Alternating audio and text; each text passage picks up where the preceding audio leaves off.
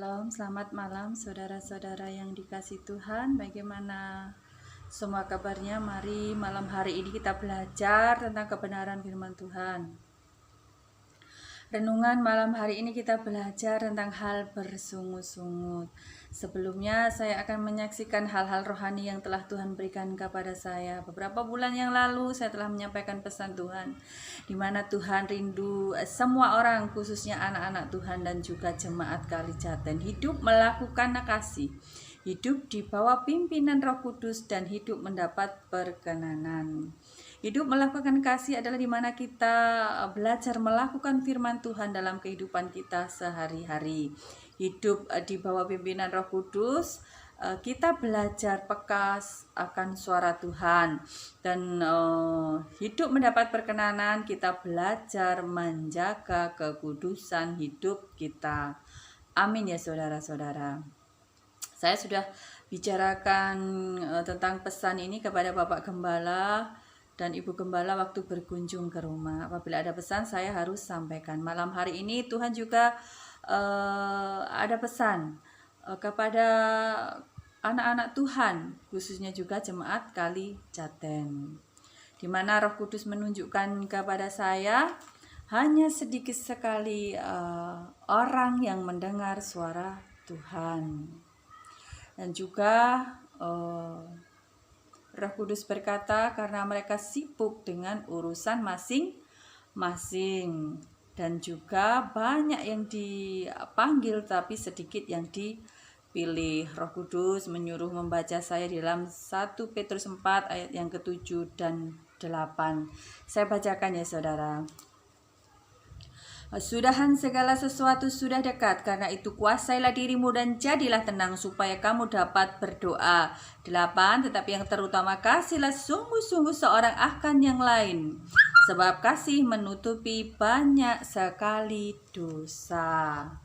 Amin ya saudara, itu pesan Tuhan. Biarlah kita hidup di penghujung akhir zaman ini, kita belajar bersama-sama melakukan apa yang Tuhan kehendaki. Saya selesai dengan pesan ini. Mari kita belajar tentang kebenaran firman Tuhan, tentang hal bersungut-sungut. Kita baca dalam Bilangan 16 ayat yang ke-1 sampai 50. Saudara-saudaraku bisa dibaca di rumah. Saya akan membacakan beberapa ayat saja. Saya akan ceritakan kejadiannya sebelumnya.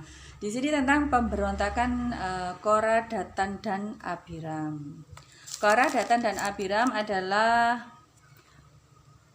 orang yang mengajak 250 pemimpin Israel pada waktu itu untuk memberontak melawan Musa, karena mereka tidak puas dengan kepemimpinan Musa.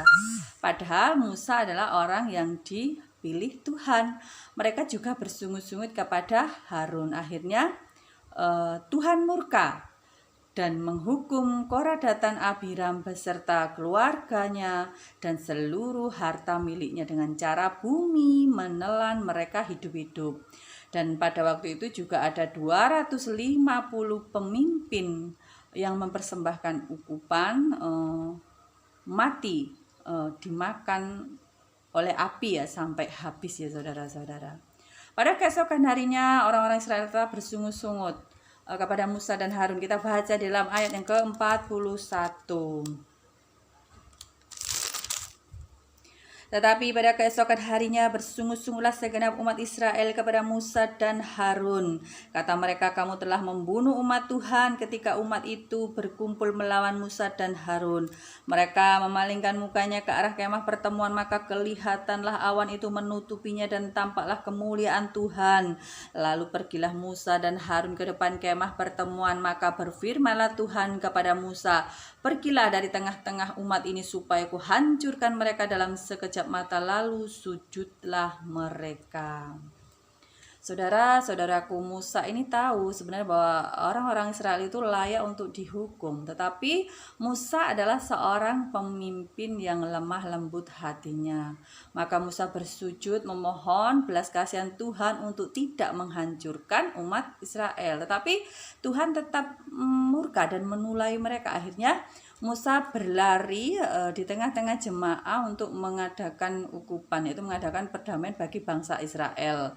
Dan juga dia berdiri di antara orang-orang yang mati dan orang-orang yang hidup, dan akhirnya tulah itu baru berhenti. Pada waktu itu yang mati sebanyak 14.700 orang, belum perkara yang terjadi pada Korah, Datan, dan Abiram. Ternyata bersungut-sungut itu adalah membuat murka Tuhan ya saudara. Mari kita baca di dalam Bilangan 17 ayat yang ke-10.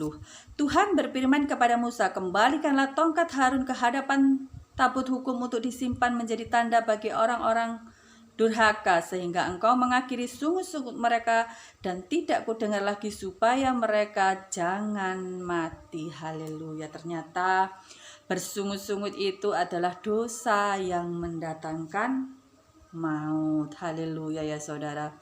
Padahal orang-orang Israel ini sudah banyak sekali menyaksikan mukjizat-mukjizat yang Tuhan lakukan di depan mereka, tetapi mereka tetap bersungut-sungut dan berjalan menurut pengertiannya sendiri. Contoh ketika Tuhan melakukan mukjizat, ketika mereka dikejar Firaun, mereka berjalan di tengah laut terberau. Ketika mereka di padang gurun haus, Tuhan juga memberikan air. Dan ketika mereka ingin makan daging, Tuhan mendatangkan begitu banyak burung puyuh. Belum mukjizat-mukjizat besar yang lainnya. Mengapa Tuhan mengatakan bahwa orang-orang Israel ini orang yang tegar tengkuk hatinya dan selalu menyakiti hati Tuhan? Karena mereka tetap bersungut-sungut dan berjalan menurut pengertiannya sendiri. Akhir cerita yang masuk dalam tanah perjanjian atau tanah Kanaan adalah dua keluarga, yaitu Yosua dan Kaleb. Ini adalah pelajaran yang berharga buat Israel secara rohani hari ini. Kita pun sebagai Israel secara rohani pada hari ini mendapat janji yang luar biasa, itu tentang kerajaan surga. Mari kita pegang teguh tentang janji kerajaan surga dengan cara melakukan firman Tuhan dan bertekun di dalamnya. Haleluya ya saudara.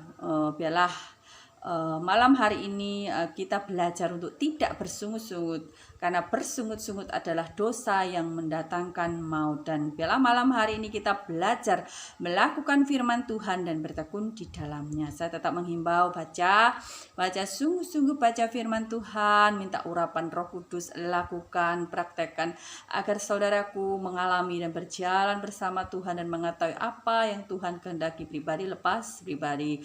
Biarlah kesaksian saya dan renungan saya malam hari ini memberkati kita semua. Amin.